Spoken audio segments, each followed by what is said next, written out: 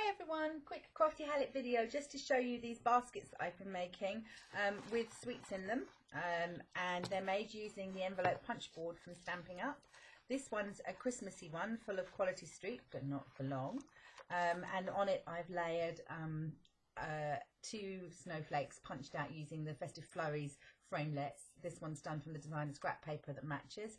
This one is from the glimmer paper. Then I've used the Blossoms punch, this one here, to punch out some out the card, and then I've just stuck our beautiful little embellishments on top, and then a bit of ribbon around here. So that's just on the decoration. You can make these any size you like, any decoration you like. They're quite handy little baskets. I'm just going to show you the principle of the first one. Starting with a piece of A4 crumb cake, you're going to need a square that's 8 by 8. So it doesn't really matter whether you start with A4 or letter size paper or even 12 by 12 scrapbook paper. As long as your square is 8 by 8, you'll have a little bit to trim off there. So you take that back, and then you take out your envelope punch board, and you're going to line it up at 2, punch, and score as far as you can. Rotate it 90 degrees, punch, score as far as you can. You're going to see you can come off the board, so you don't want to keep going. Score, punch and score again, rotate round again, punch and score. Then you want to flip it over, line it up at 2 again, and punch, and now your score line should finish and join up with the other one that you did. And you're going to repeat that on all 4 sides, lining up at 2 and scoring along. Lining up at 2, finishing off the score line, lining up at 2 and finish the score line.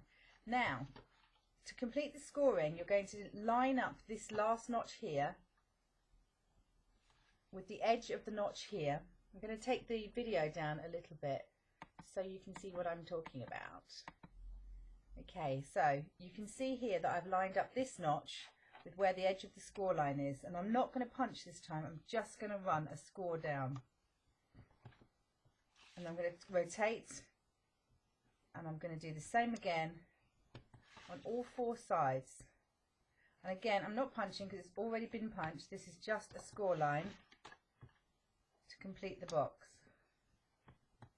Okay, so you now can see that I've scored on all the sides. I'm going to just take the video up a little bit again. This is a whole new button I discovered on the machine. How clever, huh? And now we can take the punch board away because we're done with it. And we're going to be trimming. You turn this round the square, and you're going to trim up on these lines. Now, I find it easier if you just take a tiny fraction of a slither, so you don't just cut, but you cut away a slither of the score mark. And that's just when making boxes, if you cut away just more than just a slit, it just makes for a neater box and neater edging. So here I am just cutting away a slither. I'm going to rotate it and do it on the other side. These little scissors are the snips from Stampin Up, and they have got such sharp points. They're brilliant for getting right into the corners. And then that just pulls off.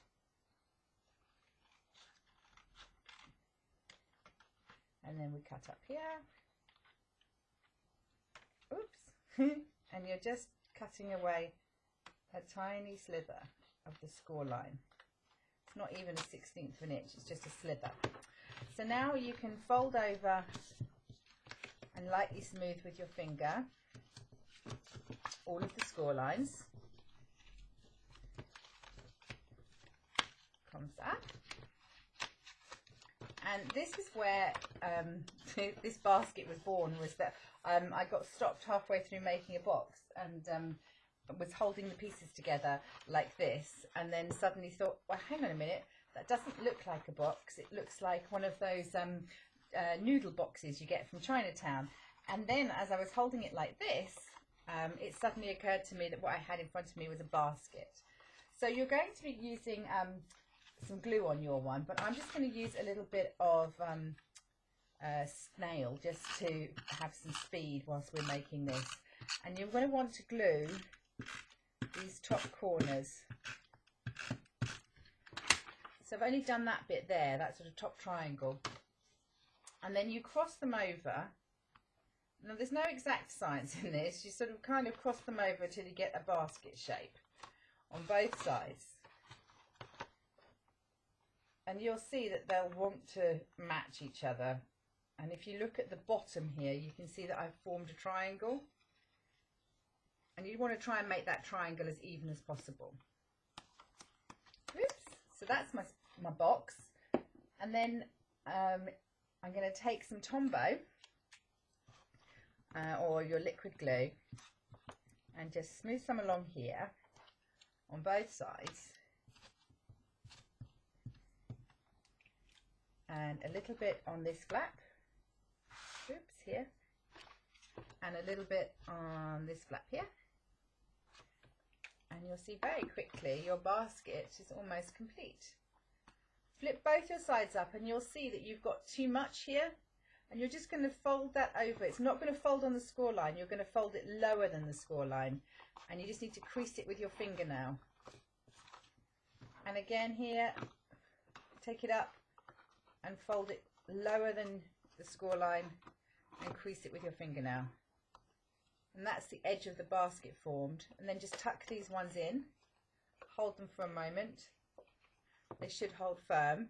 And that's your basic basket shape. You can then decorate as you wish. With regards to the handle, I just took a 1-inch strip from the piece of card that was spare and then curved it round and stuck it down as part of my decoration. So just pop that on for you so you can see it finished. Now these obviously are going to be great for Easter because they can be Easter bunny baskets if you do Easter. Obviously I've done some Christmas versions of them. I think they'd look quite cute with biscuits in them, and you could put a cellophane bag on them. But there's the basic basket, and there's a decoration for it if it wanted one that just says have yourself a Merry Christmas, and here's my original Christmassy basket. That's it for me. If you enjoyed this video, please subscribe. I have others. Thank you very much for watching. Bye.